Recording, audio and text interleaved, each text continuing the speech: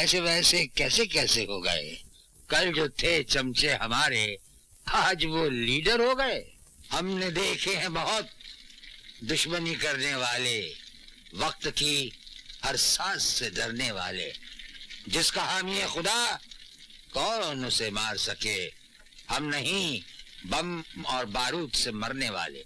5 मई 1995 को release action drama से भरी गोड एंड गन में लीड रोल में राजकुमार, जैकी श्रॉफ, राज बब्बर, प्रेम चोपड़ा, सदाशिव अमरापुरकर और गौतमी के अलावा कई और कलाकार नजर आए थे। फिल्म के डायरेक्टर थे इस्माइल सराफ, प्रोड्यूसर थे कुलभूषण गुप्ता, संगीतकार थे आनंद मिलिंद और गीतकार समीर के लिखे 5 सॉन्ग रखे गए थे। सभी सॉन्ग में बतौर प्लेबैक सिंगर आवाज दी थी उदित नारायण, कुमार सानू, अभिजीत भट्टाचार्य, अरुण बख्शी, पूर्णिमा और साधना सरगम ने। सॉन्ग थे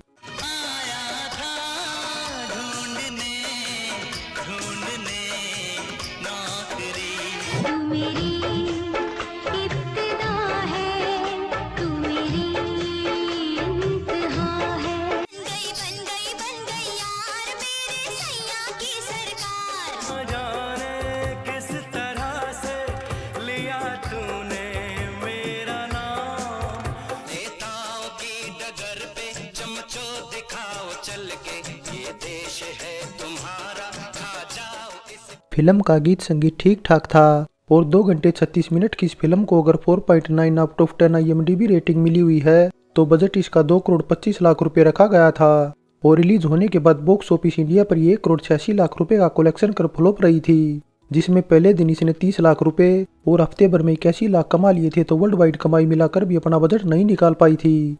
दोस्तों ये तो बात रही गोड एंड गन के बजट और परफॉर्मेंस की। अब बात करते इससे जुड़े नॉन फैक्ट्स की।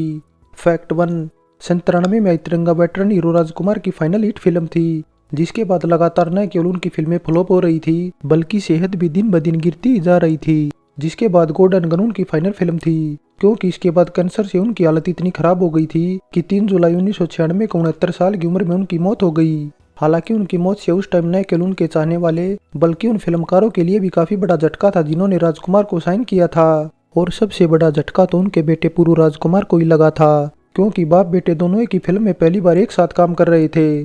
फिल्म में उनके अलावा प्राण, मनीषा कोइराला और रजा मुराद जैसे कलाकार भी काम कर रहे थे।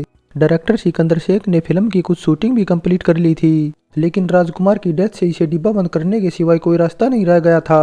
फैक्ट 2, फिल्म के डायरेक्टर इस्माइल सराफ राजकुमार के फेवरेट डायरेक्टर में से एक थे, क्योंकि दोनों ने साथ में गोड एंड गन को मिलाकर 4 फिल्में की थी, जिनमें सन 81 में आई बुलंदी, 89 में सूर्या और सन 90 में आई पुलिस पब्लिक थी। बतौर डायरेक्टर इस्माइल की फिल्में बेशक ज्यादा नहीं चलती थी, लेकिन बावजूद इसके वे बॉलीवुड के ऐसे डायरेक्टर थे जिन्होंने राजकुमार के साथ सबसे ज्यादा फिल्में बनाई थी। फैक्ट 3, फिल्म की घोषणा सन 92 में की गई थी, मुहूर्त शॉट भी लिया जा चुका था और ये फ्लोर पर जाने वाली थी, लेकिन कुछ इशू के चलते न केवल इसकी शूटिंग टलती रही बल्कि इसे डिब्बा बंद भी कर दिया गया। लेकिन कुछ महीनों बाद जब डायरेक्टर इस्माइल सराफ की बदौलत इसकी शूटिंग शुरू हुई तो उन्हें इसमें कुछ बदलाव करने पड़े, क्योंकि फिल्म की घोषणा के time Deepti Patnagar main heroine थी और ये उनकी डेब्यू फिल्म भी होने वाली थी, लेकिन उन्हें निकालकर साउथ में तमिल, तेलुगु, कन्नड़ और मलयालम फिल्मों की हीरोइन गौतमी को साइन कर लिया, जिनकी ये उस साल की रिलीज होने वाली पहली हिंदी फिल्म भी थी। गौतमी इस फिल्म के अलावा उस टाइम मुकुल आनंद की मेगा स्टार त्रिमूर्ति में भी नजर आई थी, जिसमें भी वे जैकी श्रॉफ के ये अपोजिट थी, लेकिन अफसोस दोनों ही फिल्में बड़े स्टारों के साथ होने के बावजूद फ्लॉप हो गई। फैक्ट 4, घोषणा के टाइम इस फिल्म में पहले राजकुमार के साथ संजय दत्त को भी अप्रोच किया गया था, लेकिन सन 93 में बॉम्बे बम ब्लास्ट में नाम सामने आने से उन्हें जेल हो गई, जिसके बाद जैकी की फिल्म में एंट्री हो गई। संजय अगर फिल्म में काम करते तो सन 88 में आई मोहब्बत के दुश्मन के बाद राजकुमार के साथ ये उनकी दूसरी फिल्म होती। फैक्ट 5, राज बब्बर 90 के दशक में कुछ ज्यादा ही नेगेटिव रोल करने लगे थे। इस साल भी वे बरसात और याराना जैसी फिल्मों में नेगेटिव रोल में ही थे, लेकिन गोड एंड गन में उन्हें पुलिस कमिश्नर का पॉजिटिव रोल दिया गया था और राजकुमार के साथ ये उनकी 5वीं फिल्म थी। इससे पहले दोनों ने मुकद्दर का फैसला, साजिश, महावीरा और सूर्या जैसी फिल्मों में साथ काम किया था। फैक्ट 6, कहने को तो जैकी श्रॉफ राजकुमार के साथ दूसरी बार किसी फिल्म में काम कर रहे थे, क्योंकि इससे पहले दोनों सौदागर में नजर आए थे, लेकिन उसमें जैकी श्रॉफ स्पेशल अपीयरेंस में थे और उनका राजकुमार के साथ कोई सीन भी नहीं था।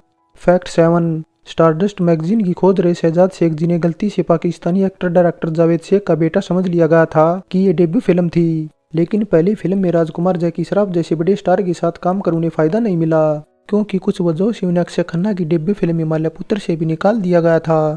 फैक्ट 8, बतौर डायरेक्टर कुलभूषण गुप्ता की ये डेब्यू फिल्म थी और उनके प्रोड्यूसर बनने की स्टोरी भी काफी रोचक है, क्योंकि इससे पहले वे फिल्मों में पब्लिक रिलेशन ऑफिसर का काम करते थे और इस्माइल सराफ के डायरेक्शन में बनी सन 89 में रिलीज सूर्या के भी वे पब्लिक रिलेशन ऑफिसर ही थे, जिसकी मेकिंग के दौरान ही उनकी डायरेक्टर इस्माइल सराफ से अच्छी जान पहचान हो गई थी। बस इसीलिए जब उन्होंने फिल्म को प्रोड्यूस करने की ठानी तो उन्हें इस्माइल सराफ ही बेहतर डायरेक्टर लगे, क्योंकि जब फिल्म शुरुआत में डिब्बा बंद होने की कगार पर थी तो इस्माइल सराफ ने न केवल कुछ महीनों बाद सभी स्टार को इकट्ठा किया बल्कि फिल्म को फाइनेंस कराने में भी उनकी काफी हेल्प की थी। हालांकि बतौर प्रोड्यूसर कुलभूषण का करियर लंबा नहीं चला और वे सन 98 में परदेसी बाबू और सन 2004 में पुलिस फोर्स जैसी फ्लॉप फिल्मों के प्रोड्यूसर बनकर रह गए। फैक्ट 9, राजकुमार की तरह veteran side hero Paddy Jayaraj की भी ये फाइनल फिल्म मानी जाती है। उनका करियर 65 साल रहा, क्योंकि उनकी पहली फिल्म जगमगाती जवानी सन 1930 में रिलीज हुई थी। फैक्ट 10, नेताओं की डगर पे फिल्म का ऐसा सॉन्ग था जो दिलीप कुमार की सन 1961 में आई गंगा जमुना की इंसाफ की डगर से इंस्पायर्ड था। फर्क सिर्फ इतना था कि गंगा जमुना का सॉन्ग बच्चों पर बेस्ड था तो गॉड एंड गन का नेताओं पर था। दोस्तों, ये तो बात रही गॉड एंड गन से जुड़े नॉन फैक्ट्स की। अब बात शूटिंग लोकेशन की करें तो इसकी शूटिंग मुंबई के Nataraj studio, Kamalistan film city और फिल्मिस्तान स्टूडियो के अलावा खंडाला और हिमाचल प्रदेश में की गई थी। शूटिंग लोकेशन के बाद अब बात टॉप 5 फिल्मों की करें तो उस साल all time blockbuster Dilwale Dulhania ले जाएंगे टॉप पर थी। नंबर 2 पर थी करण अर्जुन, 3 पर राजा, 4 पर रंगीला और नंबर 5 पर बरसात थी तो गॉड एंड गन 46वें नंबर पर थी। टॉप 5 फिल्मों के बाद अब बात 41वें फिल्म फेयर की भी कर ली जाए तो इतनी जबरदस्त ब्लॉकबस्टर फिल्मों के बीच इसे किसी भी कैटेगरी में एक नॉमिनेशन तक नसीब नहीं हो पाया था। फाइनली दोस्तों, फिल्म कोई भी राजकुमार अपनी दमदार आवाज और भारी भरकम डायलॉग के दम पर कमजोर फिल्म में भी जान फूंक देते थे। उनके दौर में कोई भी ऐसा हीरो पैदा नहीं हुआ जो उन्हें सामने से डायलॉगबाजी में भारी पड़ सके, क्योंकि वे सभी को एक तरफा धोकर रख देते थे और विलन की तो ऐसी बेइज्जती करते थे कि उनका सिर झुक जाता था।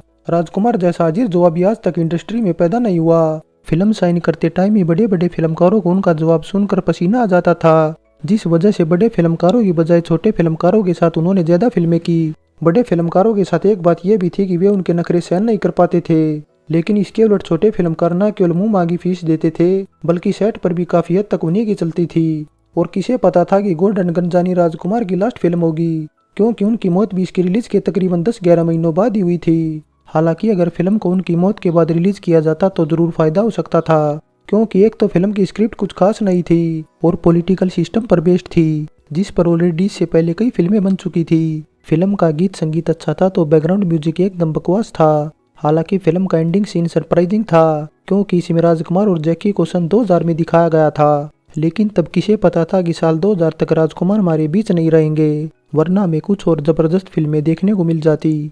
और दोस्तों, अगर आपको हमारे द्वारा दी गई जानकारी पसंद आई है तो कमेंट, लाइक और शेयर करने के साथ चैनल सब्सक्राइब जरूर करें।